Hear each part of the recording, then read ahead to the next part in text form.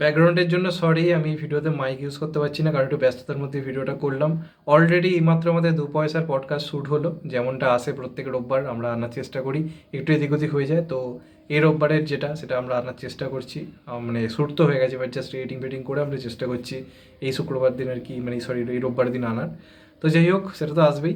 তার সঙ্গে সঙ্গে এইমাত্র একটা আপডেট পেলাম, যেটা খুবই বড় আপডেট, যেটা নিয়ে খুব এক্সাইটেড রয়েছি এইমাত্র। কারণ কালকে আমরা সবাই জানি সিকান্দারের আপডেট আসতে চলেছে, এই নিয়ে প্রচুর আলোচনা কথাবার্তা হচ্ছে যে কী আসতে পারে। যেহেতু জি মিউজিক কোম্পানি থেকে পোস্ট করা হয়েছিল, তো আমরা ভেবে নিয়েছিলাম সে হয়তো কোনো গানের কোনো ঝলক বা সিকান্দার টাইটেল ট্র্যাক হয়তো আসতে পারে।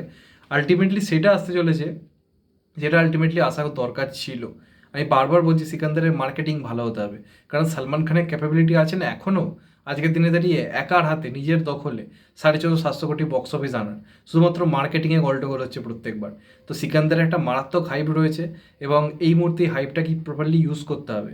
তো ঠিক সেরকমই একটা জিনিস কালকে আসতে পারে, এবং যে কারণে একটা জিনিস আমি বলে দিতে চাই, কালকে ভাই ঝড় আসতে চলেছে, জাস্ট ঝড় আসতে চলেছে। কারণ এর আগে যে অ্যানাউন্সমেন্ট ভিডিওটা, যেখানে কিন্তু সিনেমার মধ্যের কোনো সিন কিন্তু আলটিমেটলি দেখানো হয়নি, যেটা দেখানো হয়েছিল সেটা আলাদা করে শ্যুট করা একটা জাস্ট অ্যানাউন্সমেন্টের জন্য। ওই জন্য ওটাকে সিকান্দার টিজার বলা হলো, সিকান্দার আমরা অ্যানাউন্সমেন্টই ওটাকে বারবার বলে এসেছিলাম। এবার কিন্তু কালকে প্রপারলি নাদিয়াদওয়ালা গ্র্যান্ডসন থেকে এইমাত্র জানিয়ে দেওয়া হয়েছে, কালকে কিন্তু সিকান্দার টিজার আসতে চলেছে। এবার কথা হচ্ছে, সিকান্দার টিজার তো অলরেডি এসছে, আমরা এর আগে দেখেছি, তাহলে এটা আবার টিজার মানে কী মনে হচ্ছে। তো যে কারণে নাদিয়াদওয়ালা গ্র্যান্ডসন আজকে পোস্ট করে জানিয়ে দিয়েছে ইনস্টাগ্রাম স্টোরিতে, ফেসবুকে আমি দেখলাম, যে কালকে কিন্তু আসতে চলেছে সিকান্দার ফিল্ম টিজার। মানে সিকান্দার সিনেমার কালকে আলটিমেটলি টিজার, মানে সিকান্দার সিনেমার সিন দিয়ে কালকে একটা টিজার কিন্তু আসতে চলেছে। তো এটা কিন্তু একটা মারাত্মক কিছু হতে চলেছে, আমি তো প্রচণ্ড প্রচণ্ড পরিমাণে এক্সাইটেড। তো কালকে জানানো হচ্ছে দুপুর 3:33-এ কাল কিন্তু সিকান্দারের আলটিমেটলি ফিল্ম টিজার কিন্তু আসতে চলেছে। এবার দেখা যাক সেটা কেমন হয়। আমি প্রচণ্ড প্রচণ্ড পরিমাণে এক্সাইটেড রয়েছি, কারণ সিকান্দার নিয়ে একটা এক্সাইটমেন্ট মারাত্মক লেভেলে কাজ করছে। অনেকদিন পরে ঈদে সালমান খান আসছে, অলরেডি বিদেশের বহু জায়গাতে অ্যাডভান্স বুকিং খুলে দেওয়া হয়েছে, সেখানে একটা ভালো রকম এক্সাইটমেন্ট তৈরি হয়েছে সিনেমাটা নিয়ে, যে কারণে একটা ক্রেজ তো আলটিমেটলি তৈরি হয়েছে।